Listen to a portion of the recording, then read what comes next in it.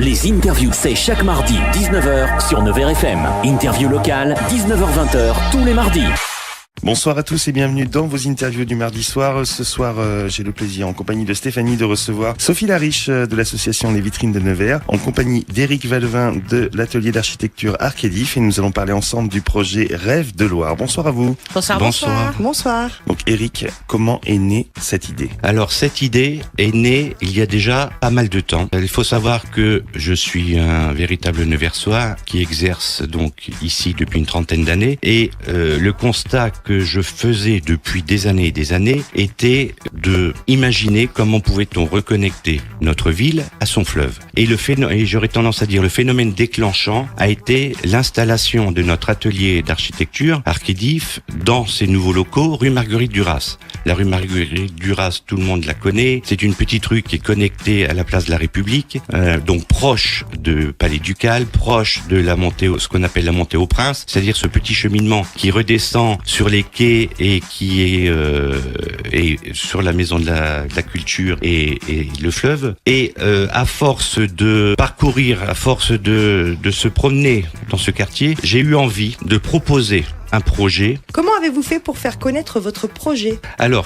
à partir de l'étude que l'on a faite, faut savoir que cette étude, on l'a réalisée il y a maintenant plus d'un an. Ça a été une sorte de pari sur l'avenir, une sorte de challenge que l'on s'est fixé au sein de l'atelier Archédif avec une de mes collaboratrices architectes. En fait, ce projet a été une forme de pari sur l'avenir. C'est-à-dire que j'ai pris la décision avec une de mes collaboratrices de réfléchir sur comment pouvait-on reconnecter notre ville avec son fleuve. C'est-à-dire, comment pouvait-on réconcilier la butte historique avec les berges de la Loire, avec le quai. Et à partir de ce constat, on a travaillé sur un projet qu'on a qualifié de projet de réconciliation. Comment réconcilier la ville avec son fleuve ? Projet de réconciliation de la butte historique avec les quais, c'est-à-dire la ville haute avec la ville basse. Projet de réconciliation également sur un équipement public majeur, mais beaucoup décrié depuis sa date de construction, c'est-à-dire 1970. Comment réconcilier les habitants avec cet équipement majeur qui est la maison de la culture, la bourse du travail et la maison des sports. Donc, à partir de ce constat existant, on a voulu développer toute une étude à la fois urbaine et architecturale sur recréer des véritables lieux de vie, créer des véritables liaisons entre cette ville et son fleuve. C'est-à-dire, pourquoi ne pas imaginer tel un cordon ombilical qui part de le Palais Ducal, la place de la République, la montée au Prince, les quais et les berges, retrouver par séquence des véritables liaisons douces, des liaisons piétonnes, des connexions, pour que enfin on ait une ville qui se retourne face à son fleuve. Oui, on sent bien cette cohésion et on entend bien dans vos propos les propos de l'architecte et justement tout ce qu'il imagine pour vraiment mettre en place cette cohésion. Justement, on sait l'importance que peut représenter un fleuve pour une ville. Certaines villes l'ont bien compris et ont la possibilité de le mettre en valeur, et c'est justement ce qui manque à Nevers actuellement. Rendez-vous compte que depuis 1970, rien n'a bougé sur la façade de cette ville. C'est une caractéristique sur ce fleuve, sur la Loire. Beaucoup de villes, vous remarquerez qu'il y a beaucoup de villes qui sont implantées le long de ce fleuve, qui possèdent des façades de villes. C'est rare d'avoir des villes qui ont sa propre façade sur le fleuve. Et notre ville, depuis 1970, date de la création de la déviation, ce qu'on appelait la déviation, qui est devenue un boulevard urbain, date de la création de la maison de la culture. Rien n'avait bougé. Or, il est essentiel, lorsque vous arrivez depuis le sud, c'est-à-dire par le pont de Loire, ce panorama est essentiel. C'est un panorama extraordinaire, d'une richesse architecturale, d'une beauté. Sachez que Nevers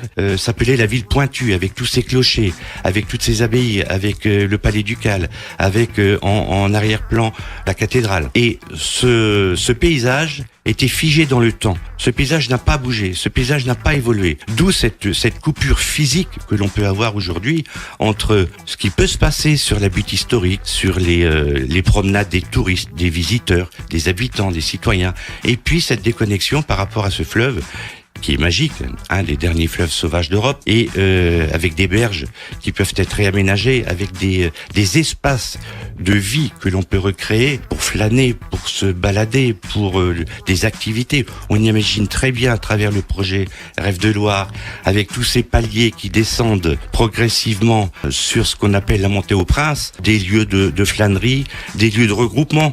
J'imagine très bien demain un feu d'artifice qui est lancé depuis les berges de Loire avec toute cette population qui vient s'amasser, qui vient s'asseoir sur tous ces gradinages que l'on propose, et les habitants investissent complètement ces nouveaux lieux de vie. Et pour d'autres activités, il y a plein d'imaginations possibles à travers les idées d'aménagement que l'on propose.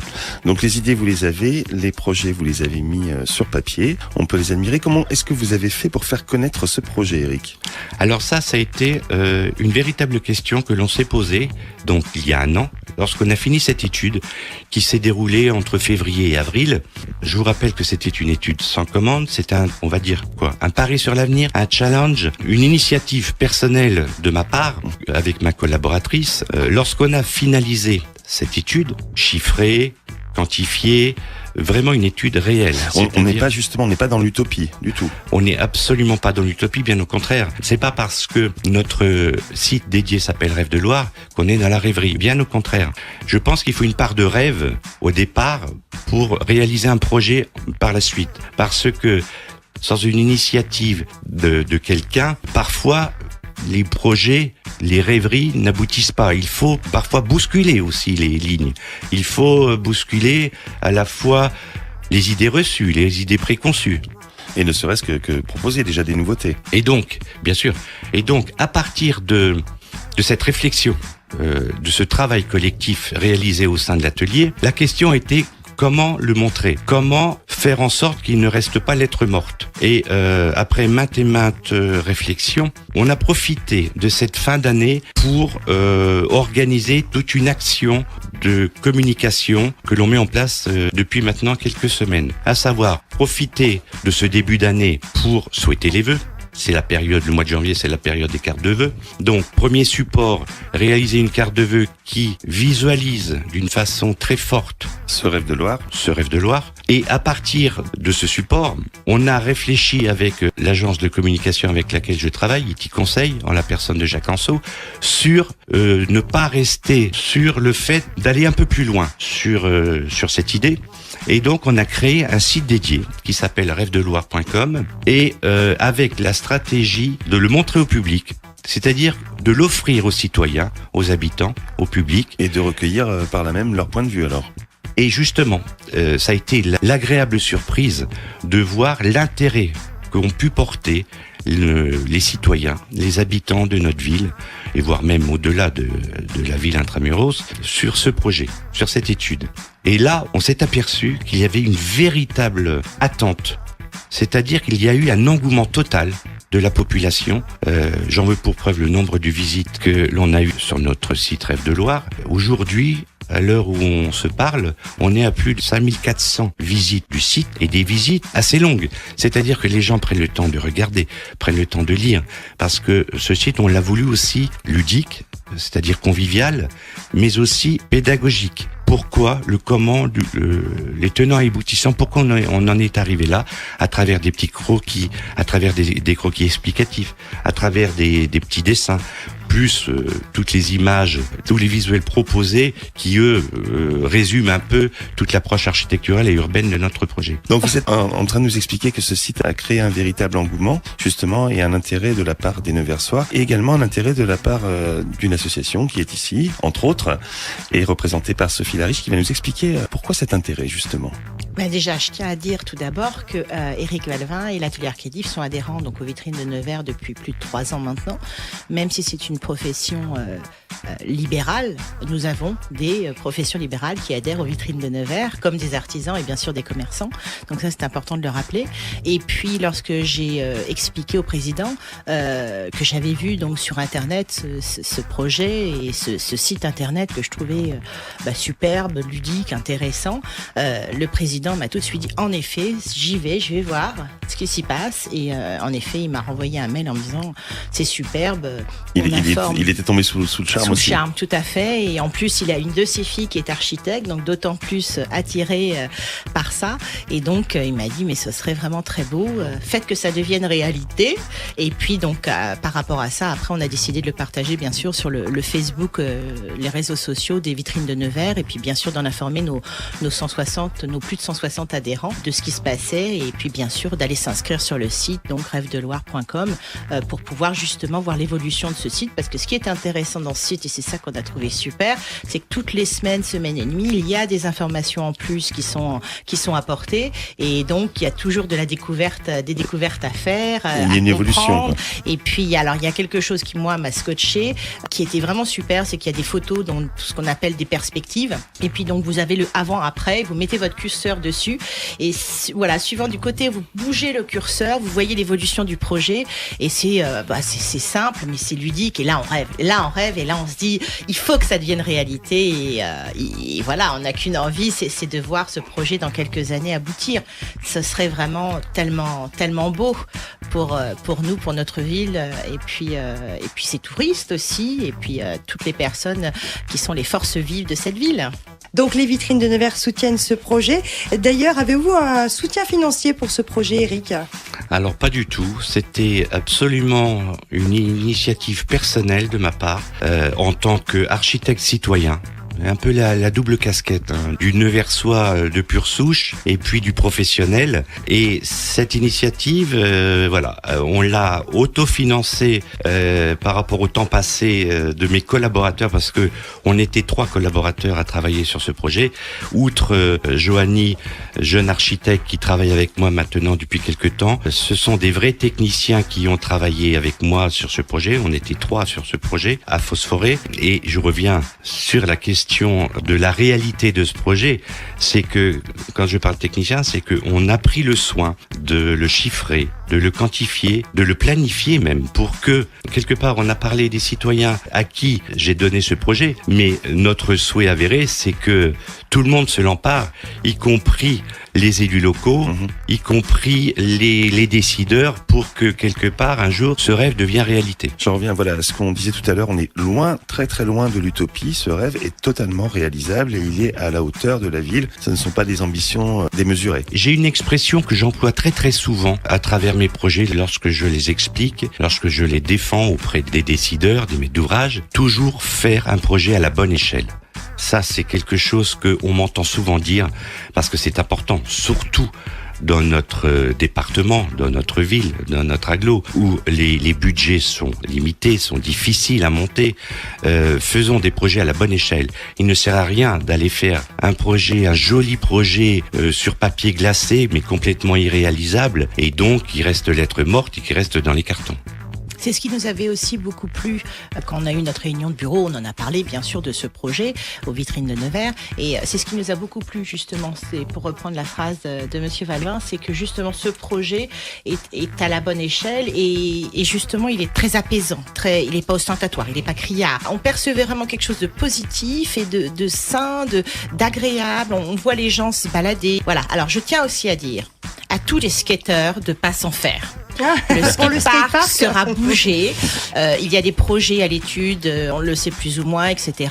Donc, parce que c'était la grande surprise de ce projet, justement, sur le site internet, d'après ce que Eric Valvin nous disait, c'était: mais que va devenir le skatepark ? Ne vous en faites pas, le skatepark ne sera pas oublié dans les oubliettes. On peut promettre aux skateurs un nouveau skatepark, mais délocalisé. Voilà, on va dire ça comme ça. Oui, en plus, tout à l'heure, quand je parlais de l'engouement du public, il faut savoir aussi il y a des échanges, il y a des commentaires sur les réseaux sociaux. Le skatepark a nourri pas mal de réflexions, le stationnement des voitures, mais ça, c'est plutôt bien. On peut pas faire l'unanimité sur une idée, sur un projet, sur quelque chose d'aussi structurant et aussi fort. Mais obligatoirement, c'est un débat d'idées qui s'instaure avec des échanges, et encore une fois, cette base d'études et de réflexion, elle doit nourrir demain une réalisation. Je reviens sur l'importance de la connexion du fleuve avec la ville. En étant aux abords, je pense à des villes comme comme Besançon par exemple avec le Doubs, comme Lyon avec le Rhône. C'est très important la connexion établie entre la population et le fleuve. C'est un lien fusionnel. Ah, tout à fait. Regardez les exemples où,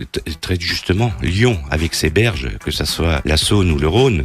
Regardez Bordeaux avec ses berges sur la Gironde. Ça devient des véritables lieux de vie et obligatoirement ça change aussi. Mais l'état d'esprit, ça change la façon. Et on le voit bien, les Neversois attendent quelque chose. Et les Neversois sont fiers de leur ville. Tout de suite, les arguments viennent pour que on parle encore beaucoup plus, d'une façon beaucoup plus magnifiée de notre ville. Et l'être humain a un rapport très très fort de toute façon avec l'élément, avec l'eau tout simplement. On apprécie, il fait beau, on va se balader au bord de la rivière, au bord du fleuve, au bord de la mer. On aime ça. Tout à l'heure, je parlais d'un projet de réconciliation. Il faut savoir que la Loire est un fleuve dangereux. On s'en est toujours protégé depuis des siècles. Aujourd'hui, avec les systèmes de régulation, c'est toujours un fleuve dont il faut faire attention, mais qui devient des lieux de vie, qui devient des espaces ludiques, qui devient des espaces de promenade, de flânerie, et on a changé complètement ce rapport à l'eau, ce rapport au fleuve. Oui, pour ceux qui n'auraient pas encore vu les photos de ce projet, les photos de avant-après, si on peut dire, rappelons à nos auditeurs que le projet que vous mettez en avant, donc un rêve de Loire,